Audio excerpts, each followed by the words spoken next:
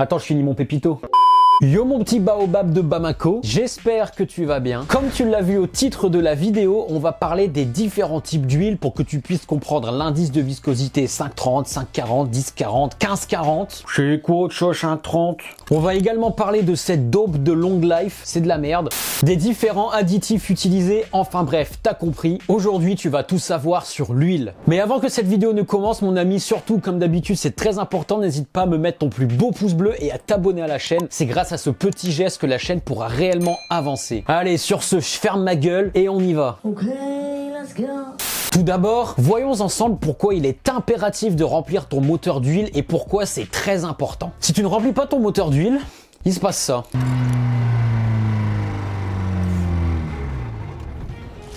Peux-tu ouvrir vite? Bonjour. Une journée normale finalement chez Villebrequin. Oui, tout se passe bien. Dans un moteur, il y a énormément de friction entre les pistons et les soupapes qui descendent, qui remontent, entre les arbres à cames qui tournent et qui tournent. Et grâce à l'huile moteur, tu vas venir déposer une fine pellicule d'huile et ça va lubrifier tes pièces en mouvement et donc par la même occasion réduire les frottements, donc réduire l'usure de ton moteur. Ah d'accord, Jamy. Alors ça, c'est la principale cause, mais tu te doutes bien, poteau, que l'huile ne sert pas qu'à ça. Elle sert à refroidir et à répartir uniformément la chaleur. Elle sert également à nettoyer les impuretés comme les microparticules par exemple accumulées naturellement par le moteur. Et tu vas également protéger tes internes contre la corrosion. Et c'est pas fini. Tu vas également faire des économies de carburant. Et oui gros, tu vas limiter les frottements. Qui dit limiter les frottements dit moins de frottements, c'est logique. Il comprend rien, elle est con. Qui dit limiter les frottements dit moins de contraintes. Qui dit moins de contraintes dit moins de conso. CQFD. J'ai toujours rêvé de dire ça, mais je sais même pas ce que ça veut dire. Ce qu'il fallait démontrer. Ah ouais? QFD. Ouais. Ta gueule. Alors je dis l'huile moteur, mais c'est valable également pour l'huile de boîte. Hein. C'est exactement pareil, sauf que l'huile de boîte est rouge, l'huile moteur est jaune pisse. J'adore rire. Il y a une meuf qui m'a ajouté là, c'est boulard, c'est un fake ça. C'est un bot Facebook ça. Maintenant que les bases sont posées, analysons tous ensemble un bidon d'huile pour voir ce qui est écrit. Oh putain Bertrand! Pas de quoi mec.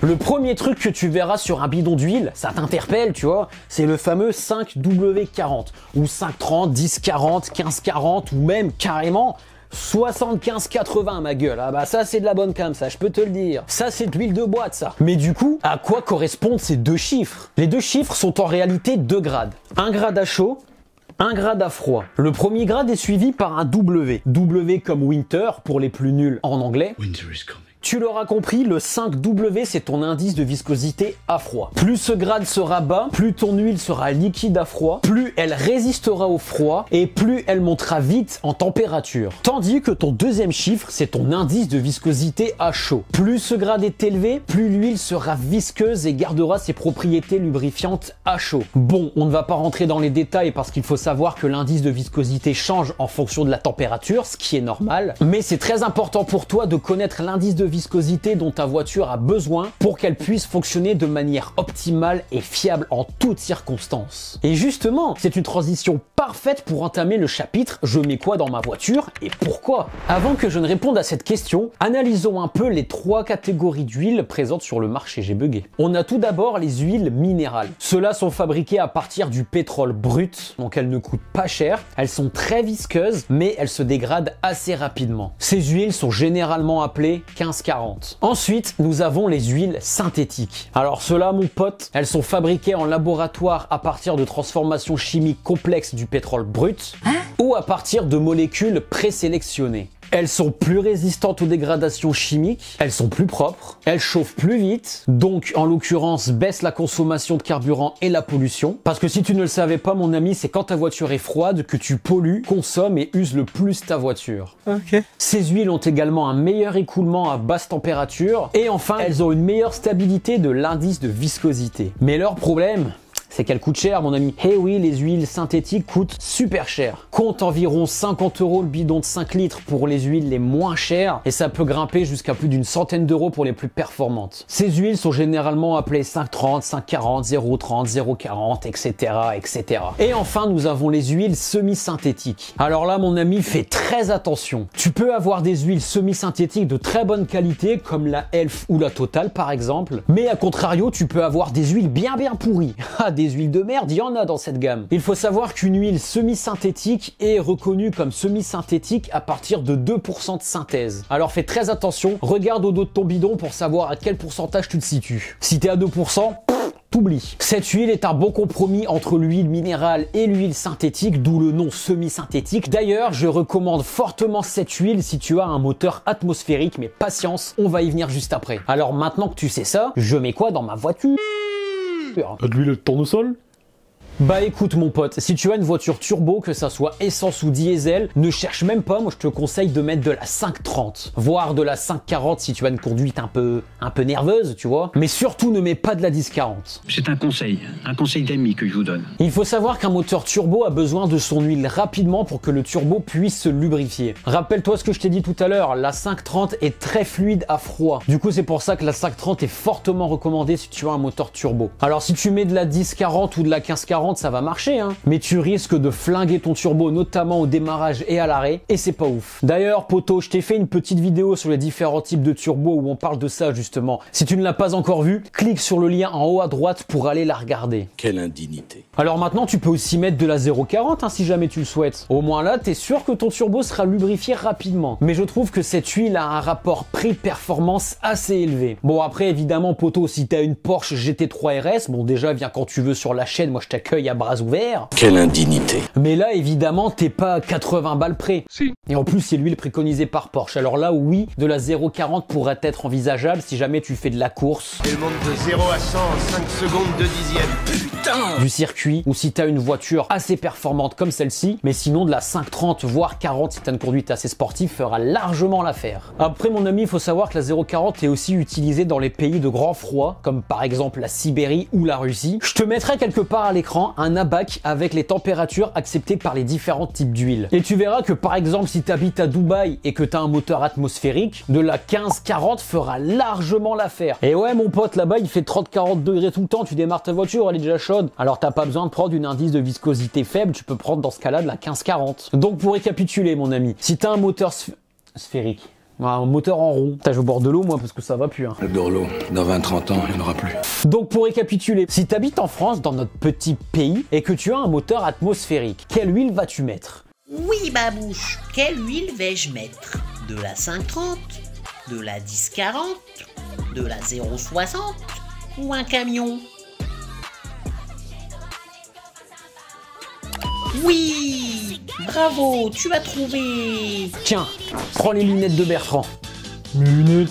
Et si tu as un moteur turbo maintenant, eh ben c'est simple, 530, 540 ou 040. Alors attention, question piège, moteur atmosphérique en pays froid. Eh ben dans ce cas-là mon ami, rappelle-toi du tableau, 530. Et enfin, moteur atmo pays très chaud, 1540. Après je te déconseille quand même la 1540 chez nous, sauf si tu as un très vieux moteur atmosphérique avec du jeu. Ça c'est un petit conseil que je te donne, mais si tu as une légère fuite d'huile au niveau de tes soupapes ou n'importe quoi, mets de la 1540. Vu qu'elle est plus visqueuse, tu peux rattraper quelques jeux mineur, mais bon, te fais pas de film poto, ça ne réparera pas un joint de culasse. Donc voilà mon ami, avec ce que je viens de te dire là, tu as déjà une très bonne base pour faire des économies de carburant et rouler tout en étant fiable. Et arrêtez de te faire baiser par les garages aussi, parce que les garages, mon copain, des fois c'est des charlatans. D'ailleurs, en parlant de fiabilité là, la long life, c'est de la merde. Ne prends jamais de la 530 sous prétexte que c'est une long life et que tu vas faire tes vidanges toutes les 30 000 et que tu gagnes au change. C'est du pipeau commercial. Je suis choqué. Choqué. Déjà, aucune huile ne garde ses propriétés lubrifiantes jusqu'à 30 000 km, même la long life. Et de toute façon, dis-toi que dès que tu vas démarrer après ta première vidange, ton huile va déjà commencer à se dégrader. Alors oublie ce terme à la con long life de merde et fais tes vidanges plus régulièrement. Sinon ton moteur va se retrouver comme ça. C'est dégueulasse, hein? Oui. Pour une essence, je te conseille une vidange tous les 10 000 km. Allez, 12 500 si vraiment tu fais que de l'autoroute, mais pas plus. Et pour un mazout, compte à peu près 15 000 km grand maximum. Ouais, la vidange, pareil, hein, c'est une fois par an. Hein. Même si t'as fait 1000 bornes dans l'année, il faut que tu fasses ta vidange. Eh ouais, je sais mon ami, c'est con. C'est de l'argent jeté par les fenêtres, mais bon, que veux-tu? Si tu prends une voiture et que tu roules pas, bah prends le bus. J'adore rire. Alors il n'y a pas que la long life qui est présent comme additif dans l'huile. Selon les marques, tu peux avoir par exemple un antioxydant pour éviter que l'huile s'oxyde et perde ses capacités lubrifiantes. Tu peux également avoir un détergent pour nettoyer l'intermoteur et enlever les dépôts et la calamine. Tu peux aussi avoir un anti-mousse pour éviter que ça mousse. Tu peux aussi avoir un anti-friction, un anti-corrosion et même un additif de température pour modifier l'huile quand il fait très froid et faciliter le démarrage et éviter qu'il gèle aussi par la même occasion. Tu peux également avoir à contrario un additif pour augmenter la viscosité de l'huile selon la température extérieure pour la rendre plus fluide ou plus visqueuse. Enfin bref, je ne vais pas tous te les faire, mais si tu veux avoir des détails sur les additifs utilisés, regarde sur le dos de ton bidon pour en savoir plus. T'avais pas de vidéo à préparer sur l'indice d'octane toi d'ailleurs? Bah ouais là. Arrêtons de travailler. Conseil d'utilisation. Avant que je ne réponde aux potentielles questions que tu pourrais te poser, laisse-moi te donner quelques petits conseils d'utilisation à propos de l'huile. Respecte bien l'indice de viscosité que ta voiture ait besoin, ainsi que ta situation géographique. Achète une huile et un filtre à huile de bonne qualité. Alors je sais, ça peut paraître con, on aurait dit une phrase de vieux con, mais une huile de merde, c'est comme si t'as un sang de merde. Aïe, coup dur pour Guillaume. Je te mets quelque part à l'écran quelques marques qui sont certifiées et que tu peux y aller les yeux fermés. Change ton filtre à huile à chaque vidange. Fais-le, ça ne coûte pas très cher et au moins t'es sûr que tu ne mettras pas de la merde provenant de ton ancienne huile dans la nouvelle. Vérifie régulièrement ton niveau d'huile. Alors ça pareil, la vérification du niveau d'huile se fait à froid. Et s'il te manque de l'huile, fais-la à point. Sinon, tu risquerais d'avoir des petits soucis, comme par exemple des coussinets de bielle HS comme j'ai eu sur ma Focus. Et je peux te dire que c'est pas ouf. Et du coup, fais-la à point avec de l'huile neuve de même marque et de même indice que celle que t'as mis pendant ta vidange. Alors je sais, les huiles sont censées être miscibles entre elles. Ok, mais moi je te conseille de garder la même huile, comme ça t'es sûr que ça fera pas de trucs chelous avec les addictifs, les indices et tout blabla. Tu mets la même, au moins t'es tranquille. A contrario, ne dépasse pas non plus le niveau maximum, hein. J'en ai déjà vu qu'ils ont peur, qu'ils mettent 10 litres dans leur moteur. C'est pas ouf, tu vois, tu risquerais d'amener plus de pression et de contrainte au moteur et tu risquerais aussi de le casser. Ah, c'est con. Après une vidange, revérifie toujours ton niveau d'huile après 100 ou 200 bornes pour faire l'appoint. Il faut que l'huile circule, rentre dans ton filtre et généralement tu en auras moins de ce que t'as mis. Alors refais l'appoint, pareil, l'appoint c'est toujours à froid, c'est pas à chaud après avoir tiré une bourre sur 100 bornes, tu vois, c'est à froid. Si t'as une voiture neuve ou un moteur neuf, fais ta vidange plus tôt que prévu. Genre 5000 bornes. En fait, cette première vidange rapprochée va te permettre d'enlever les impuretés que le nouveau moteur aura généré, parce qu'un moteur neuf va générer beaucoup plus de microparticules qu'un vieux. C'est bizarre, hein? Oui. Pareil, si ton moteur est préparé, rapproche tes vidanges. D'ailleurs, encore de l'auto-sucerie, tu vois. Va voir la petite vidéo sur la préparation moteur si jamais tu sais pas ce que c'est. Tu verras, tu vas kiffer. Et je ne le répéterai jamais assez, mais putain, arrête de tirer une bourre quand ton moteur est froid, bordel de merde. Ah ça, je te jure, ça me rend fou. Ah ça m'énerve. Mais vous fumez, monsieur. Je vois toujours plein de kékés qui partent de chez eux, matin froid, moins 10 degrés. Il fait quoi? Au bout de la rue, tu l'entends taper un rutteur avec sa Civic full tube 1,4 litre qui avance pas ses morts là. C'est honteux. Une huile chaude, c'est ta mère. C'est une huile qui est à peu près à 80-90 degrés et pas 22. Ok. Et du coup, tu peux pas me sortir l'excuse du tu n'es pas de voyant de température d'huile. Pour chauffer une huile, mais entre 10 et 15 minutes, c'est pas compliqué à comprendre, bordel. Alors s'il te plaît, arrête de tirer moteur froid, fais chauffer ton huile tranquillement, et après si tu veux tirer une bourre à 200 sur 100 bornes, tu fais ce que tu veux, mais quand ton moteur est froid, tu vas doucement. Ok. L'huile a-t-elle une date de péremption? Non. Si l'huile n'a pas été utilisée, elle ne périme pas. Et puis de toute façon, dis-toi que tu garderas jamais une huile 5 ans dans son bidon parce que tu dois faire une vidange tous les ans. Aïe, coup dur pour Guillaume. Et pour ma vieille huile, j'en fais quoi? Alors tu te doutes bien que tu ne peux pas acheter ton huile usagée dans la nature ou dans tes chiottes.